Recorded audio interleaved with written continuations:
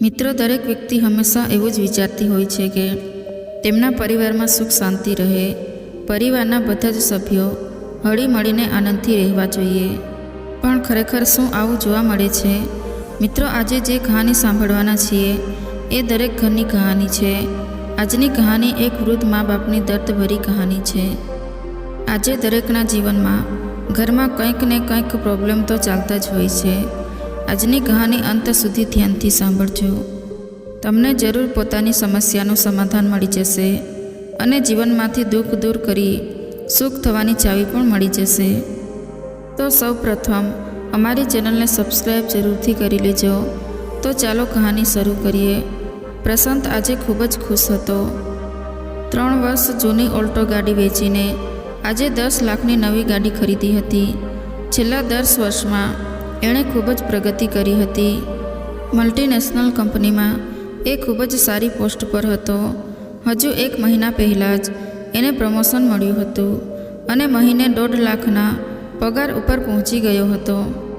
ગાડી છોડાવીને ઘરે આવ્યો કે તરત જ સૌપ્રથમ એ એના મમ્મી પપ્પાને પગે લાગ્યો હતો. એટલું જ નહીં પણ માતા પિતાને બેસાડીને સૌપ્રથમ નજીકમાં આવેલા અંબે માના મંદિરમાં દર્શન કરાવવા પણ લઈ ગયેલો. પ્રશાંતને અંબે મામાં ખૂબ જ શ્રદ્ધા હતી. પ્રશાંતની પત્ની હેતલ પરણીને આવી ત્યારે તો બહુ જ સંસ્કારી હતી. પણ જેમ જેમ પ્રશાંતની પ્રગતિ થતી ગઈ અને ઘરમાં શ્રીમંતાઈ આવતી ગઈ તેમ તેમ હેતલનો સ્વભાવ ઘમંડી બનતો ગયો. પ્રશાંત માનતો કે એની તમામ પ્રગતિ એના માતા પિતા અને અંબે માના આશીર્વાદના કારણે છે. જ્યારે હેતલ એવું માનતી કે એના પોતાના પગલે આ ઘરમાં લક્ષ્મી આવી છે. પ્રશાંતનો નાનો ભાઈ દેવાંશ લેબ ટેકનિશિયન હતો અને વડોદરાની એક હોસ્પિટલમાં નોકરી કરતો હતો. 25,000ના પગારનો એ એક સાધારણ નોકરિયાત હતો. એ એની પત્ની રાધિકા અને એક દીકરી સાથે વડોદરામાં ભાડાના મકાનમાં રહેતો હતો. રાકેશભાઈના પોતાના 2 ફ્લેટ સુરતમાં હતા, જેમાંનો 1 ફ્લેટ વેચીને એ તમામ રકમ વર્ષો પહેલાં એમણે પ્રશાંતને આપેલી. પ્રશાંતે બાકીની રકમની બેંક લોન લઈ 4 બેડરૂમનો એક લક્ઝુરિયસ ફ્લેટ ખરીદી લીધેલો. આજે એ ફ્લેટની કિંમત પણ 1.5 કરોડ જેટલી હતી. બીજો એક નાનો ફ્લેટ રાકેશભાઈએ દેવાંશને આપેલો, પણ દેવાંશ વડોદરા રહેતો હોવાથી એ ફ્લેટ તેમણે ભાડે આપેલો. ભાડાના 10,000 રૂપિયા દેવાંશના ખાતામાં રાકેશભાઈ દર મહિને જમા કરાવી દેતા. જૂનો ફ્લેટ વેચી દીધા પછી 10 વર્ષથી રાકેશભાઈ અને સવિતાબેન પોતાના મોટા દીકરા પ્રશાંતના ભેગા જ રહેતા હતા.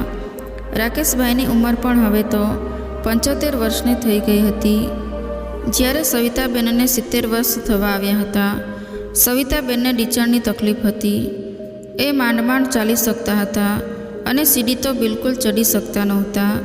દેવાંશ લગભગ દર રવિવારે મમ્મી પપ્પાને મળવા માટે ભાઈના ઘરે આવતો. ક્યારેક ફેમિલી સાથે આવતો તો ક્યારેક એકલો આવી જતો. બંને ભાઈઓ મમ્મી પપ્પાનો ખૂબ જ આદર કરતા હતા. રાત્રે 10 વાગ્યાના સુમારે હેતલે બેડરૂમમાં સૂતા પ્રશાંતને કહ્યું, પરમ દિવસે મમ્મીનો જન્મદિવસ છે. ફરી પાછી તમે કોઈ મોંઘી સાડી ખરીદીને મમ્મી માટે લઈ આવવાના. હવે તો તમે એમના જન્મદિવસે મોંઘી સાડીઓની ગિફ્ટ આપવાનું બંધ કરો. કોઈના લગ્ન પ્રસંગ સિવાય મમ્મી આવી મોંઘી સાડી પહેરતા પણ નથી. પ્રશાંત ત્યારે બેડ ઉપર બેસીને લેપટોપ પર કામ કરી રહ્યો હતો. હું જ્યારે સાડી ગિફ્ટ આપું છું ત્યારે મમ્મીના ચહેરા ઉપર જે આનંદ છવાઈ જાય છે એ તો કદી જોયો છે ખરો? અને મમ્મી હવે કેટલા વર્ષ? પ્રશાંત બોલ્યો. એટલે જ તો કહું છું કે મમ્મી હવે કેટલા વર્ષ? હવે સાડીઓ પહેરીને બહાર ફરવા જવાના દિવસો પૂરા થયા. આખો દિવસ ઘરમાં ગાઉન પહેરીને બેઠા હોય છે. કબાટમાં સાડીઓ પડી સડે છે. ઈશ્વરની કૃપાથી આટલું બધું કમાઉં છું તો 12 મહિને એકાદ વાર 3-4 હજારની એક સાડી ગિફ્ટ આપું તો એમાં ખોટું શું છે? અને તારા જન્મદિવસે દર વર્ષ 30-35 હજારનો સોનાનો દાગીનો ગિફ્ટ આપું છું. એ પણ બેંકના વોલ્ટમાં જ પડી રહે છે ને.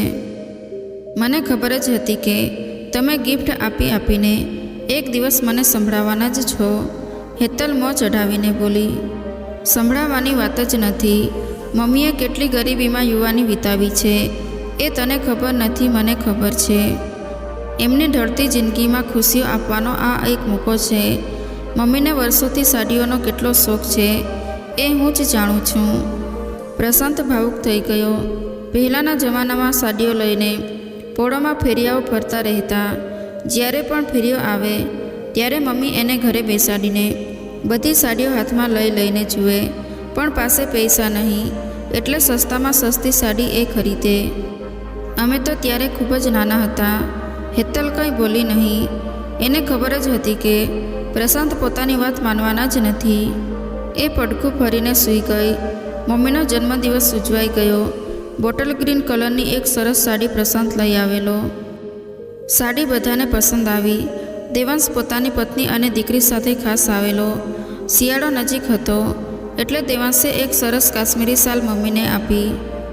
એ વાતને 2-3 મહિના થયા એટલે હેતલે રવિવારે બપોરે આરામના સમયે બેડરૂમમાં પ્રશાંત સાથે વાતની શરૂઆત કરી. મમ્મી પપ્પા છેલ્લા 10 વર્ષથી આપણા ઘરે રહે છે.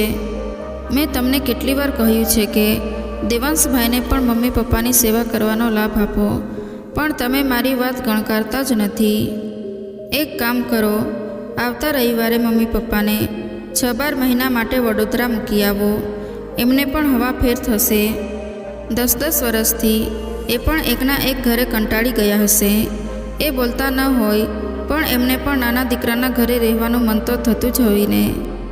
તું આવી વાત શા માટે કરે છે એ જ મને સમજાતું નથી. મમ્મી પપ્પા તને ક્યાં નડે છે? ઉપરથી આપણા બંને બાળકો સચવાઈ જાય છે. આખી જિંદગી મારે જ વેઠ કરવાની. એ લોકોની કોઈ જવાબદારી નહીં. 2 માણસની વધારાની રસોઈ મારે જ કરવી પડે છે. એમની ઉંમરના કારણે મારે રોજ સવારે દાળ ભાત અને સાંજે ખીચડી બનાવવી પડે છે.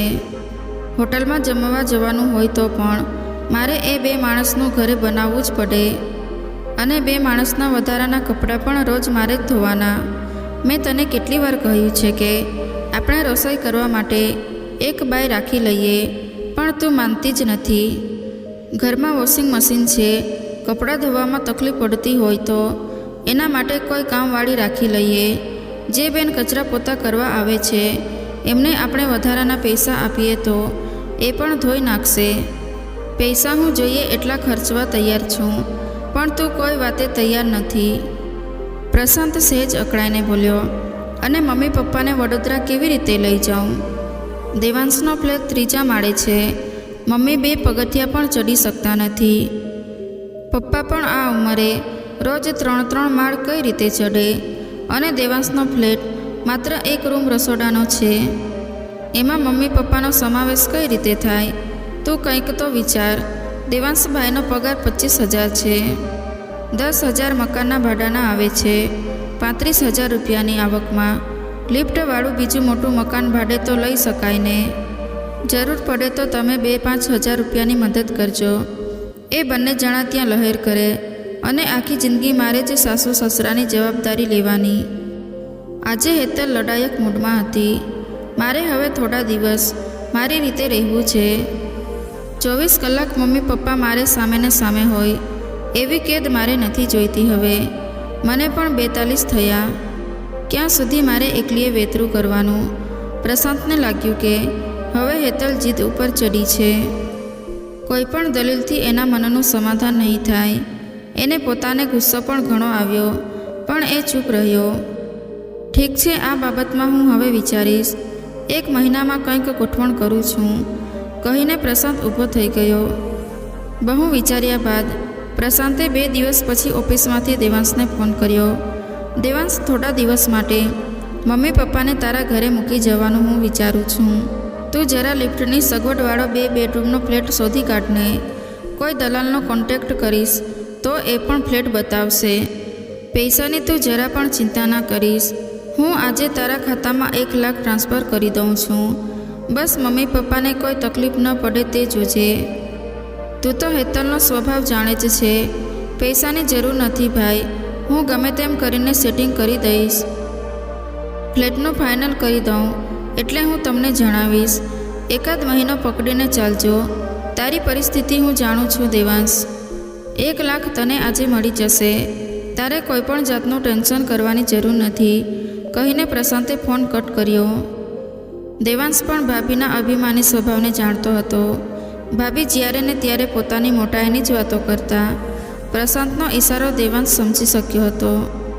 મમ્મી પપ્પાના કારણે બંને વચ્ચે થોડી ઘણી ચડબડ ચોક્કસ થતી હશે, નહીં તો પ્રશાંતભાઈ ક્યારેય પણ આવો નિર્ણય ના લે. મમ્મી પપ્પા પોતાની સાથે રહે એવી દેવાંશની પોતાની પણ ઈચ્છા હતી, પણ કેટલીક મજબૂરી હતી એટલે એ ચૂપ રહેતો. મોંઘવારીના આ જમાનામાં 30-35 હજારની કોઈ જ કિંમત નહોતી. એક રૂમ રસોડાનું મકાનનું ભાડું પણ 8,000 હતું. બાકી વધ્યા 27,000. દેવાંશની જિંદગી થોડી સંઘર્ષમય હતી. દેવાંશે દલાલને કહીને સારા ફ્લેટની શોધ આરંભ કરી અને 15 દિવસ પછી એક સારા એરિયામાં બીજા માળનો એક ફ્લેટ મળી પણ ગયો. મમ્મી પપ્પા આવવાના હતા એટલે કેટલોક નવો સામાન તેમજ એક ડબલ બેડનો પલંગ પણ વસાવી લીધો. પ્રશાંતે 1 લાખ મોકલાવેલા એટલે નવા ફ્લેટની 25,000 ડિપોઝિટ પણ અપાઈ ગઈ.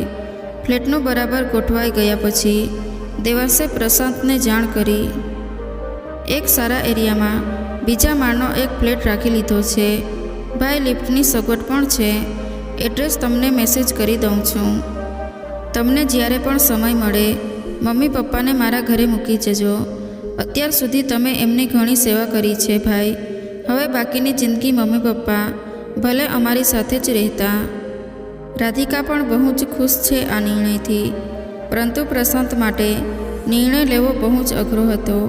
હજુ સુધી એના મમ્મી પપ્પા આ વાતથી સંપૂર્ણપણે અજાણ હતા. બંનેના જીવનમાં વૃદ્ધા અવસ્થાની આ ઉંમરે કાયમી સ્થળાંતર થવાનું છે એ ન તો રાકેશભાઈ જાણતા હતા કે ના તો સવિતાબેન. પપ્પા ગઈકાલે દેવાંશનો ફોન હતો. એણે હવે 2 રૂમ રસોડાનો મોટો ફ્લેટ ભાડે રાખ્યો છે. એની ઈચ્છા છે કે મમ્મી પપ્પા મારા આ નવા ફ્લેટમાં થોડા દિવસ માટે રહેવા આવે. કાલે મને ખૂબ જ આગ્રહ કરીને કહેતો હતો લિફ્ટ પણ છે એટલે મમ્મીને પણ બીજા માળે કોઈ વાંધો નહીં આવે. પ્રશાંતે રાત્રે જમી પરવાર્યા પછી મમ્મી પપ્પાના બેડરૂમમાં જઈને વાત કરી. બેટા, દેવાંશનો આટલો બધો જો આગ્રહ હોય તો અમને શું વાંધો હોય, રહી આવીશું થોડા દિવસ. પણ એણે મોટો ફ્લેટ શા માટે લીધો? ભાડું પણ વધારે જ હશે ને? એના કોઈ ઓળખીતાનો જ ફ્લેટ છે અને ભાડું પણ માત્ર 2,000 વધારે છે. દેવાંશ કહેતો હતો કે એનો પગાર પણ થોડોક વધ્યો છે એટલે જ એ કહેતો હતો કે થોડા દિવસ મમ્મી પપ્પા સાથે રહેવાનું મન છે. ઠીક છે ભાઈ, તને ટાઈમ હોય ત્યારે લઈ જજે. રાકેશભાઈ બોલ્યા. સવિતાબેનને તો કંઈ બોલવા જેવું હતું જ નહીં. પતિના પગલે પગલે એ ચાલતા. પતિનો નિર્ણય એ પોતાનો નિર્ણય. અને એ ટાઈમ આવી પણ ગયો. ફાગણ માસની એકાદશીનો શુભ દિવસ પપ્પાએ પસંદ કર્યો. 10 વર્ષ પછી રાકેશભાઈ પોતાના પુત્રના ઘરે રહેવા જતા હતા. વિદાયનો એ દિવસ બધા માટે ખૂબ જ પીડાદાયક હતો. પ્રશાંતના બંને સંતાનો તો મોટા ભાગે દાદી દાદા પાસે જ રહેતા એટલે એમને તો આ વિદાય બહુ જ વસમી લાગી. રાકેશભાઈ અને સવિતાબેન ખૂબ જ ભાવુક થઈ ગયા. વર્ષોથી આ ઘરની માયા લાગી હતી. સવિતાબેન હેતલને બાથમાં લઈને રડી પડ્યા. એમણે વહુને હંમેશા દીકરી જ માની હતી. હેતલ પોતે પણ છેલ્લી ઘડીએ તો લાગણીવશ બની ગઈ.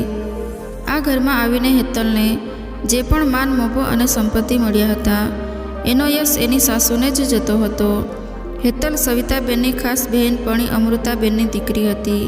અમૃતાબેનના ડિવોર્સ થયેલા હતા. મા અને દીકરી એકલા જ રહેતા હતા. લગભગ 18 વર્ષ પહેલાં અમૃતાબેનનું કમળામાં અવસાન થઈ ગયું. ત્યારે હેતલ 24 વર્ષની હતી. ગ્રેજ્યુએટ થઈ ગયેલી હેતલ દેખાવમાં પણ ખૂબ જ સુંદર હતી.